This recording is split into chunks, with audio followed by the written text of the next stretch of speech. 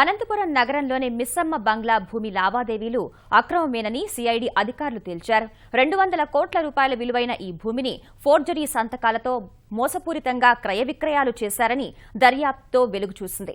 మాజీ ఎమ్మెల్యే వైకాపా నేత గురునాథ్ రెడ్డితో పాటు ఆయన సోదరులు బిఎన్ రెడ్డి, ఎర్రి స్వామిరెడ్డికి కూడా కోర్టు సమన్లు జారీ చేసింది. పులివెందులకు చెందిన వైఎస్ ప్రకాష్ రెడ్డితో పాటు మరో ఇద్దరికి న్యాయస్థానం అరెస్టు వారెంట్ జారీ చేసింది. క్రైస్తవ సంస్థకు చెందిన మిస్సమ్మ దొరసానికి చెందిన 7 ఎకరాల 60 సెంట్ల భూమి మోసపూరిత క్రయ విక్రయాలతో సంబంధం ఉన్న 7 మందికి పైగా అనంతపురం సిఐడి కేసులు ప్రత్యేక కోర్టులో అధికారులు ఛార్జ్షీట్ దాఖలు చేశారు.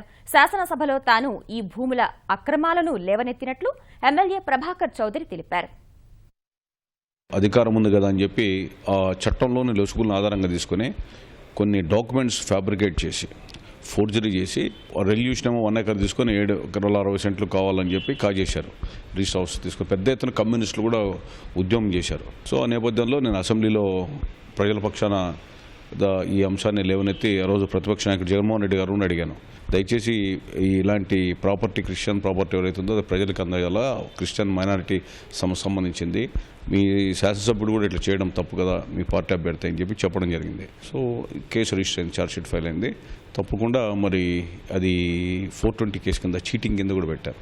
ఎలాంటి అనుమతులు లేకుండా, ఉత్తర్వులు లేకుండా తప్పుడు తీర్మాన పత్రాలను సృష్టించి ఆ తీర్మానం ద్వారా కొన్నామని వీరు, అమ్మినామని రాయలసీమ కమిటీ వారు ఇద్దరు కూడా కుమ్మక్కై వారు తప్పుడు పత్రాలను సృష్టించారు. ఇవాళ సిబిసిఐడి విచారణలో అది తేటతెల్లమైంది.